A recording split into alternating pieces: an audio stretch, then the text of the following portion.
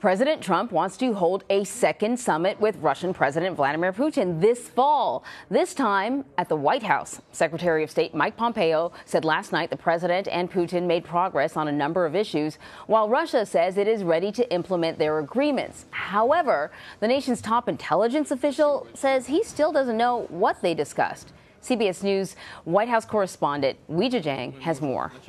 We have some breaking news. The White House has announced on Twitter that Vladimir Putin is coming to the White House in the fall. Say that again?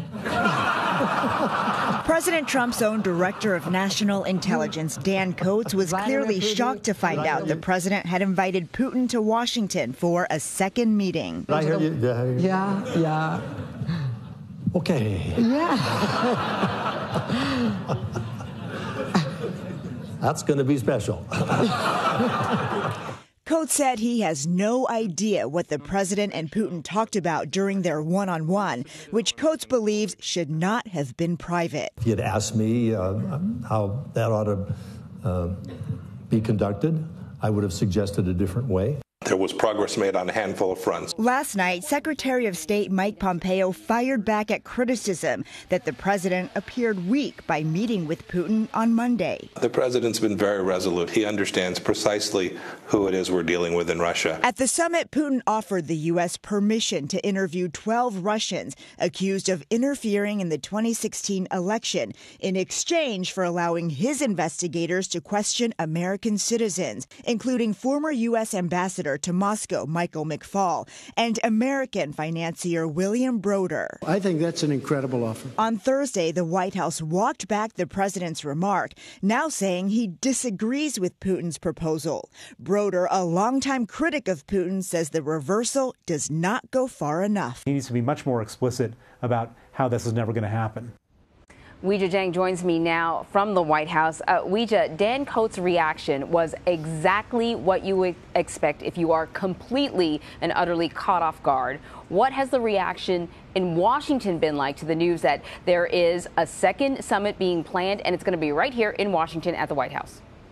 Anne-Marie, what a moment that was, and I do think the reaction was so telling because he was so stunned, and I think that is what people are surprised about. Not necessarily the fact that they are having a second meeting. In fact, President Trump has said before that he has wanted to invite Putin to Washington. We know he wants to, quote, get along with Russia, but it is the timing that is so surprising because the first summit and the content of that meeting between them is still unknown, and even the Russian ambassador to the U.S. in Moscow is saying, look, we will consider a second meeting with the U.S., but we need to deal with the items that happened in the first one first before diving into another meeting. And so many lawmakers are still waiting for answers. Many top advisors, Coats himself, said he has no idea, still several days later, what the two presidents talked about during that one-on-one meeting. And so those answers are still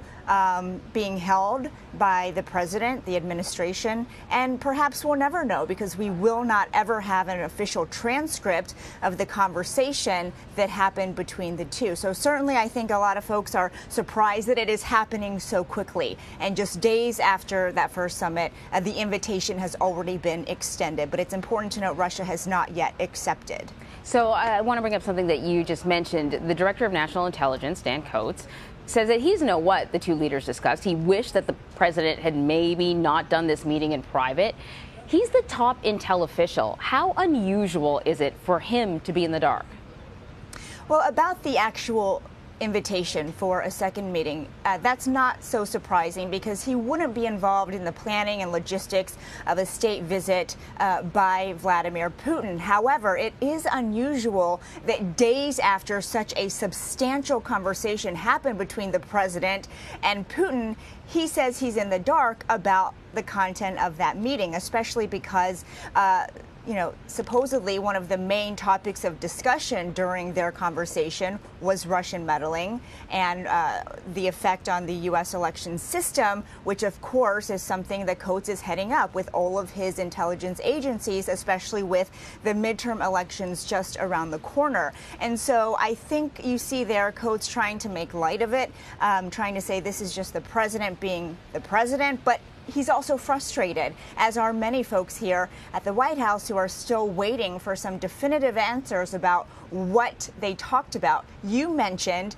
Anne-Marie, that the White House has only agreed to meet for a second time as an official deal. Meanwhile, you have Russia saying, look, we're ready to implement the agreements that the presidents made in that room. And so there is some discrepancy there. And I think that's where a lot of the frustration is stemming from. The question being, is Putin telling his people something different from what the president is telling his team here in the U.S.? Because, again, we don't have clear answers about what was exactly agreed upon in that room. Right. We're getting sort of little nuggets. The president has been tweeting out little nuggets, more like sort of subject headers as to the things that they discussed. And we're hearing from Putin as well. Apparently, he told Russian diplomats that he proposed a referendum to President Trump to help resolve the conflict in eastern Ukraine. Do we have any more details on that? The Pentagon says that they have not received any new guidance on that and pointed out that existing law actually prohibits from the U.S. from working with Russia there. Of course, this conflict largely stems from the annexation of Crimea, which it's important to mention that during the press conference, both leaders were specifically asked about the president's stance on Crimea, because for so many days leading up to the summit, he hadn't firmly said that the U.S. will never recognize Crimea as a part of Russia. So President Putin had to speak on President Trump's behalf, and during that press conference said, President Trump told me he believes the annexation was illegal, which I disagree with.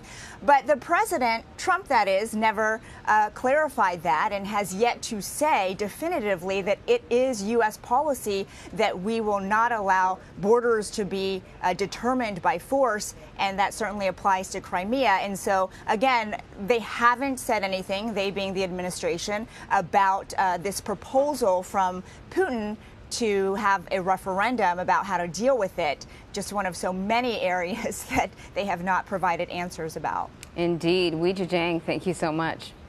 Anytime. Thanks.